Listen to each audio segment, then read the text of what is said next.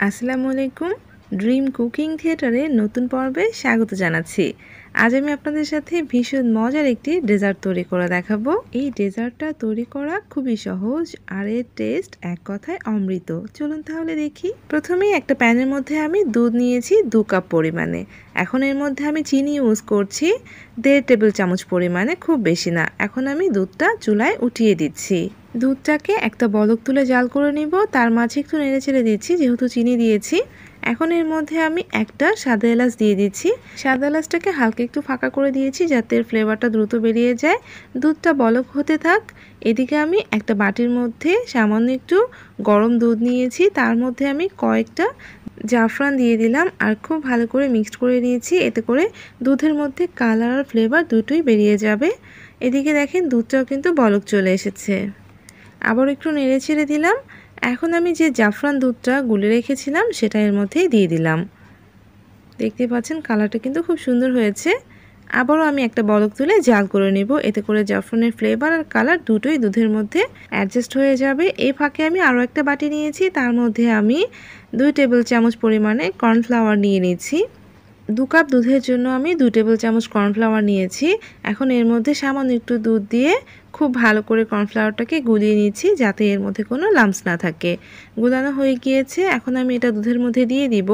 দুধটাও কিন্তু খুব ভালো করে একটা বলক উঠে জাল হয়ে গিয়েছে আর দুধের মধ্যে খুব সুন্দর একটা কালারও চলে এসেছে। এখন আমি এর মধ্যে গুলে রাখা কর্নফ্লাওয়ারটা অ্যাড করে দিচ্ছি। আর কর্নফ্লাওয়ারটা দেওয়ার সময় অবশ্যই অনবরত নেড়েচেড়ে দিতে হবে। আর একটা বলক তুলে জাল করে দিচ্ছি। যখন দুধটা এরকম ঘন হয়ে যাবে, একটা বলকও চলে আসবে, তখনই কিন্তু নামিয়ে নিতে হবে, কারণ দুধটা ঠান্ডা হওয়ার পরে আর অনেকটা ঘন হয়ে যাবে।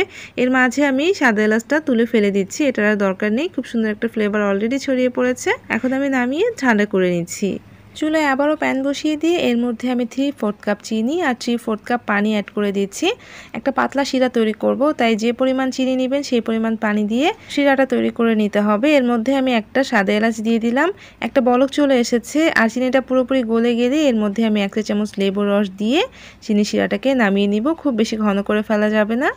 এদিকে আমি ব্রেড নিয়েছি, এগুলো স্যান্ডউইচ ব্রেড। আপনারা ছোট সাইজের ব্রেডটা দিয়েও তৈরি করে নিতে পারেন। আমি বেশ কয়েকটা ব্রেড নিয়েছি, আপনারা আপনাদের পছন্দ মতো ব্রেড নিয়ে নিতে পারেন। এখানে আমি একটা মিডিয়াম সাইজের কুকি কাটার নিয়েছি, এটা দিয়ে আমি গোল গোল করে কেটে নিব। আপনাদের কাছে যদি কুকি কাটার না থাকে তাহলে আপনি স্টিলের গ্লাস কিংবা এ ধরনের যে কোনো রাউন্ড কিছু দিয়ে ব্রেডগুলোকে এভাবে কেটে নিতে পারেন। আমি আপনাদেরকে আরও একটা শেপে দেখাচ্ছি। কাপকেকের এই ডিজাইন মোল্ডটা দিয়ে আমি কেটে নিয়েছি। অনেক সময় কুকি কাটারও দেখবেন যে এই ধরনের ক্র্যাক ডিজাইন থাকে, আপনারা সেগুলো দিয়েও কেটে নিতে পারেন। আমার কাছে এটা ছিল, আমি এটা দিয়ে কেটে নিচ্ছি। এর কারণে দেখবেন যে ব্রেডগুলোর সাইড দিয়ে খুব সুন্দর একটা ডিজাইন হয়ে গিয়েছে, দেখতে পাচ্ছেন। আপনারা চাইলে এরকম যে কুকি কাটারগুলো রয়েছে সেগুলো দিয়েও কেটে নিতে পারেন। তো আপনাদের হাতের কাছে যেটা রয়েছে আপনারা সেটা দিয়ে এরকম গোল গোল করে কেটে নিতে পারেন। আর আমি সবগুলো কিন্তু এভাবেই কেটে নিচ্ছি। আপনারা যে কয় পিস তৈরি করবেন সেই কয় পিসই আপনারা কেটে নেবেন। আমি সবগুলোই কেটে নিয়েছি। এখন আমি এই পাউরুটির টুকরোগুলোকে ভাজতে চলে যাচ্ছি। চুলায় আমি আগেই তেল বসিয়ে দিয়েছি গরমে, আর সেই তেলের মধ্যে আমি ব্রেডগুলোকে ছেড়ে দিচ্ছি। আর অবশ্যই চুলার আঁচটা কমিয়ে রেখে ব্রেডগুলোকে ভেজে নিতে হবে। কিছুক্ষণ পরপর উল্টে পাল্টে দিয়ে খুব সুন্দর লালচে কালার হওয়া পর্যন্ত ভেজে নিতে হবে। তাই চুলার আঁচটা খুব বেশি বাড়িয়ে দেবেন না, যাতে করে ব্রেডগুলো পুড়ে যায়। আমি একসাথে 3-4টা করে ব্রেড ভেজে নিচ্ছি আর খুব সুন্দর একটা কালার আসা পর্যন্ত উল্টে পাল্টে ভেজে নিচ্ছি। কিছুক্ষণ উল্টে পাল্টে ভেজে নিলেই দেখবেন যে খুব সুন্দর একটা কালার চলে এসেছে। কোনো দিকে সাদা থাকা যাবে না, খুব ভালো করে চতুর্দিকে এমন লালচে কালার করে ভেজে তুলে নিতে হবে। আমি এক এক করে সবগুলো তুলে নিচ্ছি।